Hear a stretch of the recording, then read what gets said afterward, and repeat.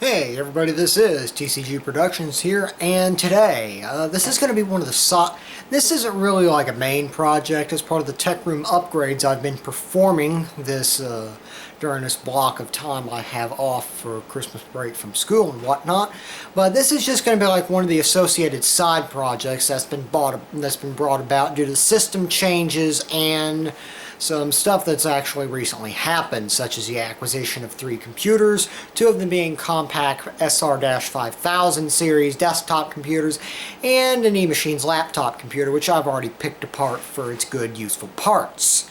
So, here we have a compact SR-5404F desktop computer here.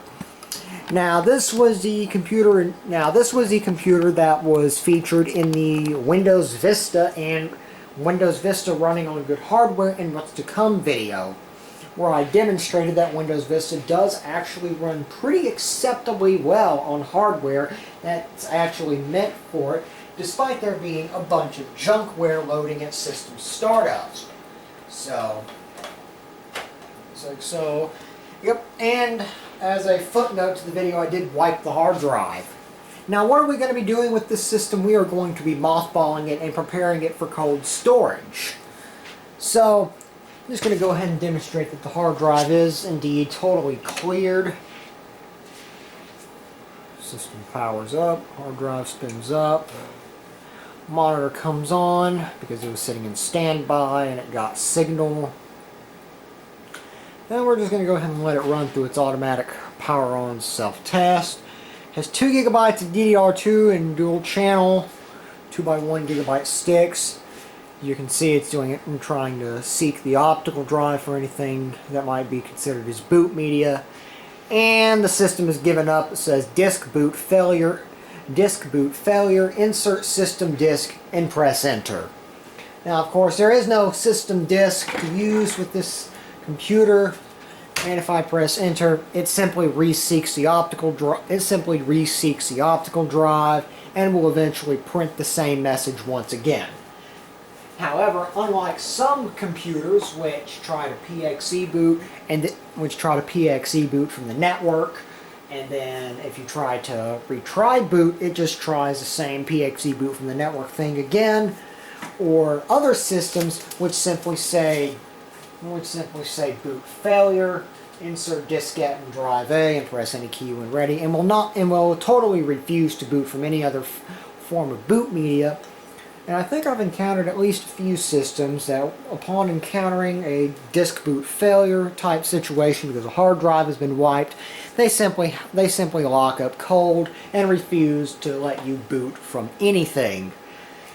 Unlike that, this system, if you do go and take a bootable disk and place it in the optical drive and retry boot, it will actually go ahead and proceed to boot from your optical media, provided that the optical drive is actually totally functional, which this one certainly is. And as you can see, it's gone ahead and given us a Kdenlive boot menu, which is very washed out because there we go. Of course, the white balance is totally wrong. There we go.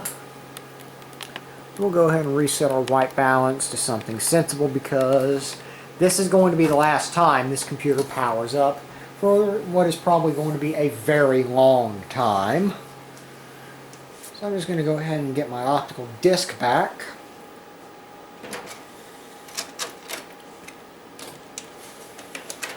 And power the system down. So, Kdenlive 2.5.2-31, i686. So, and speaking of Kdenlive, as I'm recording this, the Tech Room main office computer, I am currently taking a disk image of the Tech Room main office computer in preparation for its long-anticipated 4TB hard disk upgrade. Now, this is probably going to be one of the last videos I'm recording in the Tech Room tonight because it is actually 8:09. That clock is just about 2 minutes fast. And I just rolled the minute, brought as a clock behind me, rolled the minute, and those two clocks are actually within a good synchronization of one another. If my Amazon Fire TV stick remote would actually respond, that would be wonderful. Continue to make chip. That's a UXW build video playing in the background. I actually like to binge on his videos quite a bit. A computer build, Linux rant, and more. Hour, 24 minutes, and 42 seconds in length. Now, the second saying is debatable because depending on how you're accessing YouTube and depending on precisely how long the video is down to the frames, YouTube can either round that up or round that down. And I have seen it go both ways. I had to unplug all of the peripherals from the system and disconnect the power. Power supply is shut down. Now, the system currently does have a PCI modem installed in it. However, I am actually going to leave that modem in place. In fact, I have a few too many modems. So next time I go mothballing a system, I'm probably going to end up using a modem of some sort to fill any open slot blanks. And this is one of those backwards HP systems, because while it is compact branded, Hewlett-Packard was probably trying pretty hard to go ahead and completely phase out the compact branding entirely. In fact, this system is basically an HP system with a different set of clothes on it. It has a big Q stamped into the side here, whereas the HP branded model would have the HP logo. The label down here is basically the same. It just has a compact brand printed on it. And it just has a compact branding printed on it, and probably and the model numbers are also probably compact specific.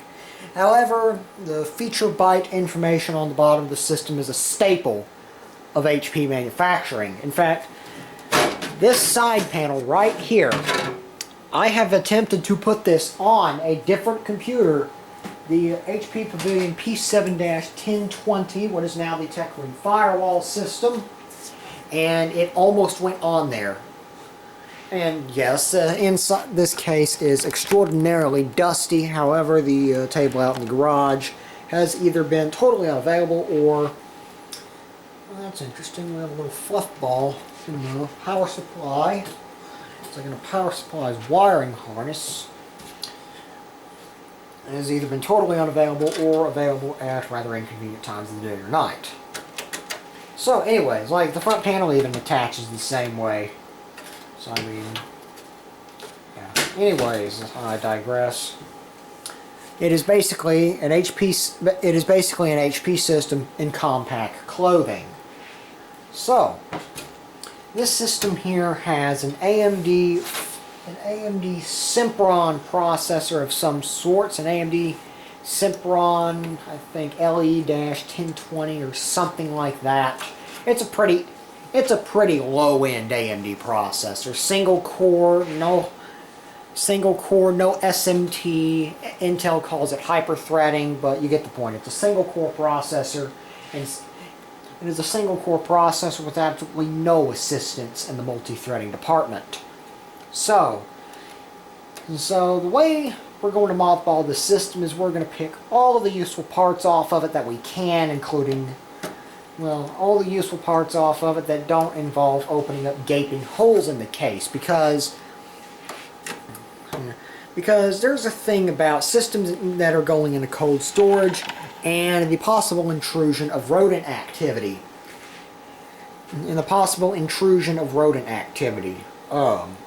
Big gaping holes in computer cases are easy ins and outs for rodents, which you do not want tearing up your system. So that disqualifies me from removing things such as the optical drive or the power supply or the PCI modem from the system. Now, the only reason I would remove a PCI modem is if I was actually going to be repurposing the system for something useful, in which case the modem is usually one of the very first things to go. But yeah, the rodent thing, pretty easy disqualification for removing something like the optical drive or the power supply, unless I do actually run out of spare power supplies and or optical drives and I need to go hog one from a different system, in which case fair game. In which case, not only is it fair game, I'll probably tag the optical drive that I'm replacing as bad, and I'll probably actually put it back in the system so as to fill that hole, and I'll find something else if I ever need to call upon the system services once again, which as of this time is looking very unlikely. So I'm going to start out here by getting my toolkit, so that way I can actually begin plucking apart various aspects of this system hardware. And given that it's a HP system at the time, I almost went ahead and started trying to undo Phillips head screws with a T15 screwdriver. That would not have been a wise idea. But I'm going to go ahead and pull out the hard drive cage. And yeah, this is why I pulled the hard drive cage first. Makes it stupidly easy to get to the SATA power and data connectors. And something I just realized I forgot to do is clear the CMOS. But that's a relatively easy thing to do, and I'm pretty sure everybody has been there and done that at least. Most computer technicians worth their salt have probably been there and done that at least a few times. And we discovered a big old giant turd left behind by a dust monster. In the trash you go. Thank you very much. Do not come back. Now, I know these motherboards probably have a clear CMOS jumper hanging around somewhere. They're usually either close to the BIOS ROM or to the clock battery. In which case, it's way over here by the BIOS ROM. There's actually a serial programming interface header that was probably used to program that chip from the factory, well, the motherboard factory specifically. But anyways, after I pull the hard drive cage, I usually go and pull the hard drive itself out of it. And this isn't really a special hard drive with anything to note. It's just a Samsung SpinPoint 120 gigabyte model. Let me see. No, it's a 160 gig model. So I was about 40 gigabytes off on that. But it's nothing special. It's getting up there in its age, and it actually accumulated one bad sector during the D-band wipe I gave it.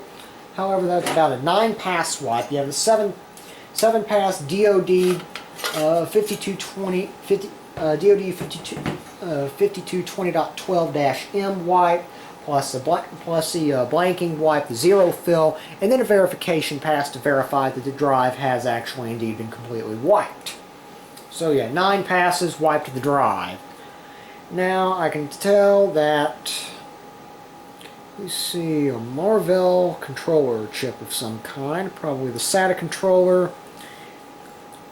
So yeah, this isn't a bridged ATA design, however I don't expect it to be, given that the drive was manufactured March of 2008. So, and by 2008 we were well on our way to transitioning fully to serial ATA. Go ahead and put that drive back in the system. Press down and slide towards the bottom of the case until it locks into place. So hard drive has just been picked free of the system, and the screw didn't actually go in like it ought to. There we go, locks in. There we go, screw starts going into place. Get the system somewhere towards the center of the frame. Now, if there's any useful little tidbits on the power supply, such as Molex to serial ATA adapters, we've actually got 2 of these, and they're on here, killing type. It's pretty useful to go. I'll probably pull these for my own use since I'm actually running a bit low on those at the very moment. So, hard drive is pulled. Now, I'm going to undo the CPU power connector, which is also on here rather tight, and the 20-pin ATX motherboard connector. So that folds up out of the way nicely and gives me easy access to the system's RAM. So again, two 1GB sticks of DDR2, however, we don't need that much. And Samsung branded memory seems to be an HP OEM favorite. The first stick of RAM is much worse than the second stick of RAM in terms of dust contamination. However, the second stick of RAM is probably very likely shielded from the dust, courtesy of the first stick of RAM. So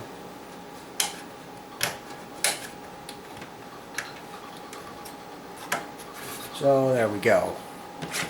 And now there's a clear CMOS and clear password jumper, both all the way down here.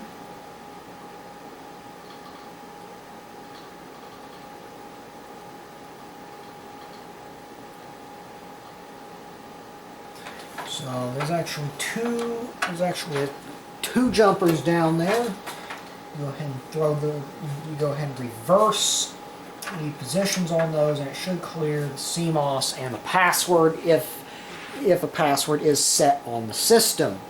Now, I haven't really terribly customized any aspects about this system's operation in terms of the BIOS setup, and I certainly haven't set a password, so I'm actually just going to go ahead and leave that alone. In fact, when I pull the clock battery, that's going to reset CMOS straight away.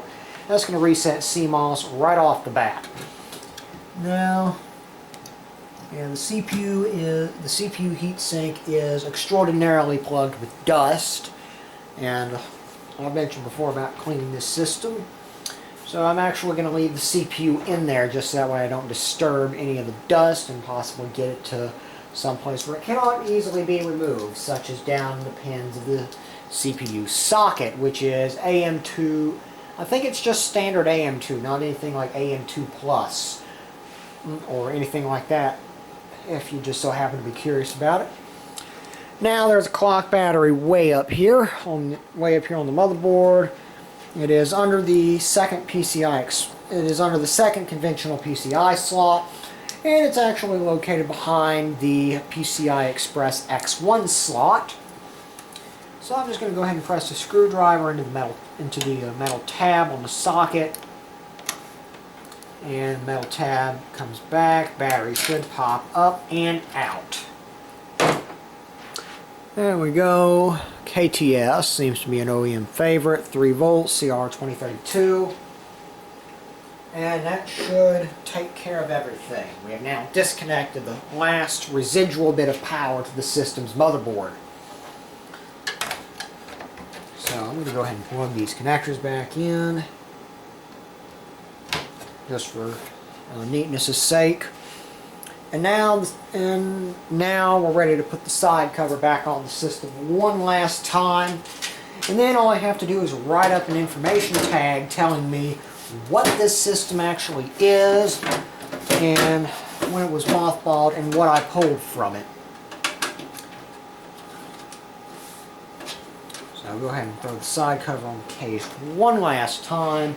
If I was feeling any bit adventurous, I'd probably put a zip tie or something around this locking lug at the back of the system, just to discourage anybody, or maybe slow a thief down to the point where we could actually catch them. However, if somebody steals this system, I'm out.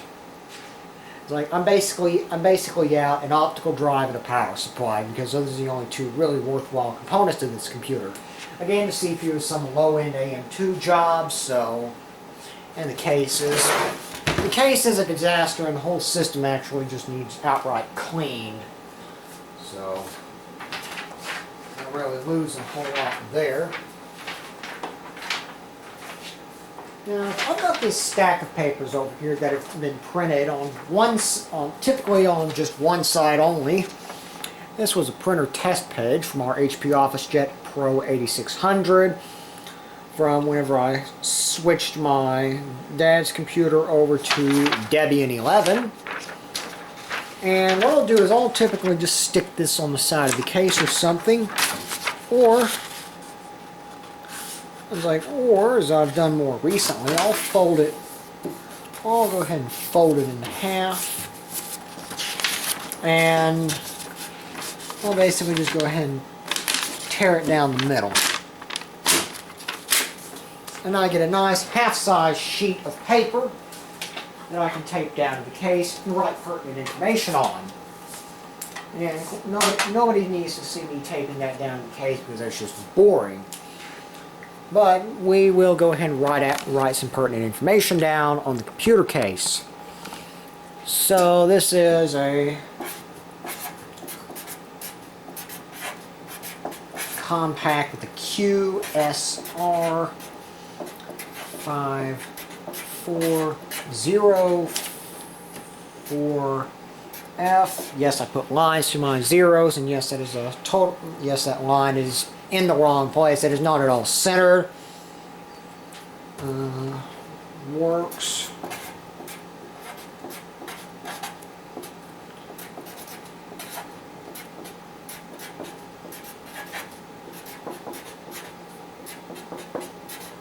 Mothballed 12, 26, 21. And then no,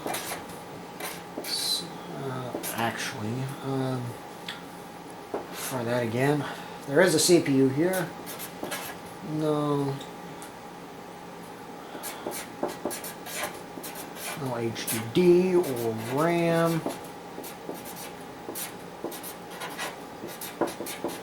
Or BATT for battery. So yeah, there's no hard drive, there's no RAM, there's no battery part of this system. Now the top looks bad because I was trying to write it at an angle. So anyways. And then after this, I'll go ahead and put the RAM into my big old box of RAM stuff. Hard drive's already been completely wiped, so I usually go ahead and stick this in my collection of spare hard drives that I happen to have kicking around. I had for a brief period of time, I had a 240 or 250 gig Seagate kicking around until I went and dropped it in the new tech room firewall system. So it's in there, and that system is happily running open since 21.7.1. So, and no hard drive, RAM, or battery. So anyways, and that's about all there is to mothballing a system. Now, for unmothballing a system, it's basically the exact opposite. Go ahead and what you do is you install your CMOS battery and RAM. Basically, the bare essentials to get the system to post, power it up, make sure everything's powered up, make sure that things are sane, and then you can shut the system down, install hard drives and accessories and option cards and whatnot. Go ahead and get all that set up and configured, and then you can go ahead and install your desired operating system software of choice and set the system up for what it's going to be doing in its next lease on life. So yeah, there's not much to it. So everything will be getting put away, and everything will be getting put away in places they need to be getting put away at, and the system itself will be going into a cold storage building probably for the next several years at least. So anyways, this is TCG Productions here. Peace out, guys. Peace out, and see you in the next one.